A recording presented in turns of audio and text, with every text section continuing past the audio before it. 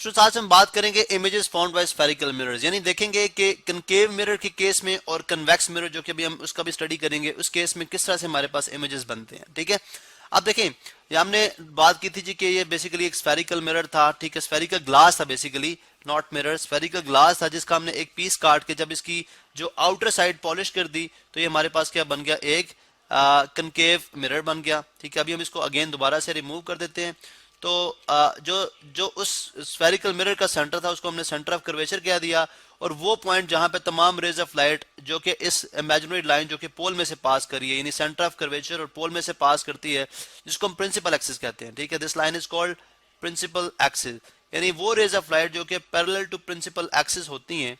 ठीक है, वो आफ्टर रिफ्लेक्शन, यानी यहां से रिफ्लेक्ट करने के बाद ये कंफर्म है कि इस पॉइंट एफ में से पास करते हैं, विच इज कॉल्ड फोकस। ठीक है, अब हम देखते हैं कि डिफरेंट पोजीशंस पे ऑब्जेक्ट को रखने से जो है हमारे पास इमेज कहां कहां पे बनेगा। ठीक है, चलें अब फर्ज करें जी कि ऑब्जेक्ट को हमने पहले हम ड्रॉ कर लेते हैं।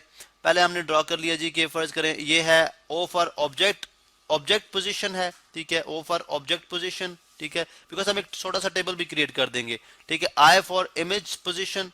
ठीक है, इमेज पोजीशन, और यहाँ पे हम लिख देते हैं नेचर, यानी उस इमेज जो आएगा उसकी नेचर किस तरह की होगी। ठीक है, किस तरह से होगा, छोटा होगा ऑब्जेक्ट से इसके साइज के मुकाबले में, बड़ा होगा, रियल होगा, वर्चुअल होगा।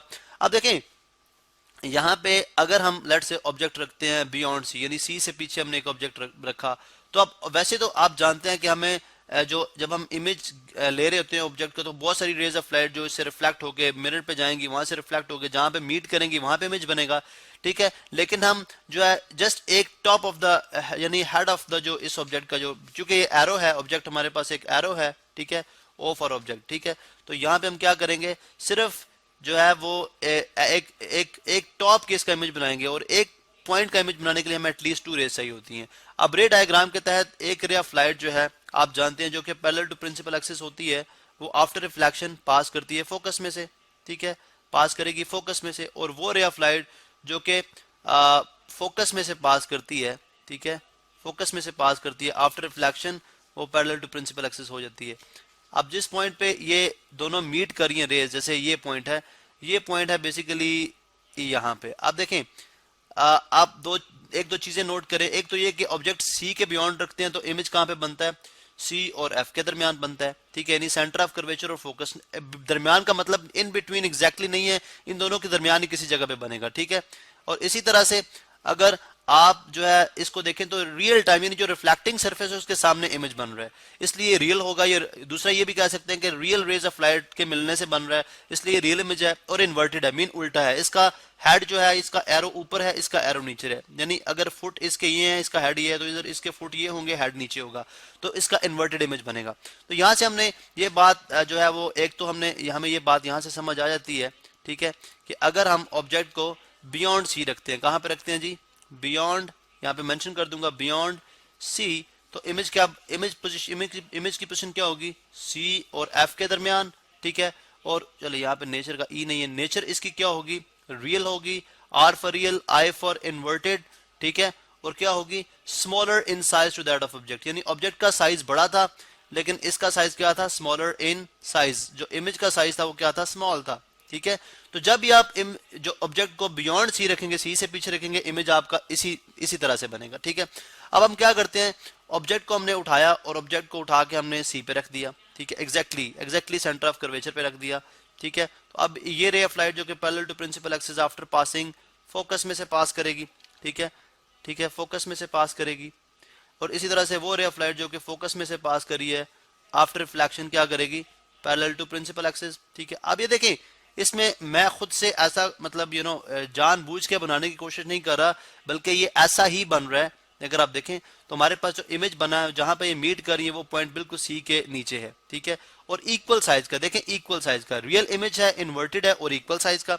इसका मतलब है अब हम यहाँ पे इसके लिए भी लिख देंगे, अगर आपने ऑब्जेक्ट को एग्जैक्ट सी यानी केस 1 था। ठीक है, केस 2 में क्या है, चलें यहाँ पे अगर ऑब्जेक्ट हमारा एग्जैक्ट सी के ऊपर होगा, ठीक है, तो इमेज की पोजीशन क्या होगी, सी के ऊपर होगी, रियल होगा, ठीक है, इन्वर्टेड होगा, और क्या होगा, इक्वल इन साइज। क्या होगा, equal in size, equal in size to that of object, ठीक है, उसका साइज है।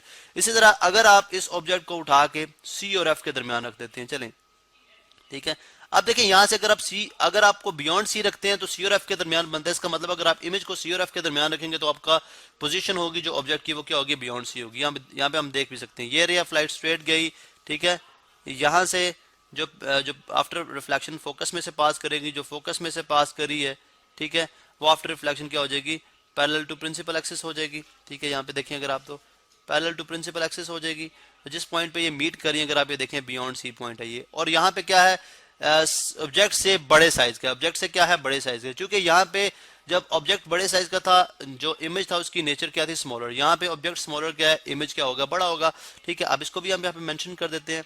चलें, ये देखें यहाँ पे जब थर्ड केस क्या है कि अगर आपने ऑब्जेक्ट को सी और एफ के दरमियान रखा, इमेज कहाँ पे बना, बियॉन्ड सी बना, यानी सेंटर ऑफ कर्वेचर के पीछे बना, ठीक है, रियल है, ठीक है, इन्वर्टेड है, इसी तरह से आई फॉर इन्वर्टेड, और क्या है, लार्जर इन साइज है, लार्जर इन साइज, ठीक है। इसी तरह से हम ऑब्जेक्ट को अगर एग्जैक्टली एफ के ऊपर रख देते हैं, फोकस के ऊपर रखेंगे, तो इस केस में देखिए ray of light parallel to principal axis, after passing after reflection वो डेफिनेटली फोकस में से पास करेगी, और वो रे ऑफ लाइट जो कि अब पोल में से, अब हम लेंगे पोल में से, क्योंकि हमने ये भी स्टडी किया था अब फोकस के ऊपर ऑब्जेक्ट है तो डेफिनेटली हम सेकंड जो रे ऑफ लाइट लेंगे वो पोल से लेंगे।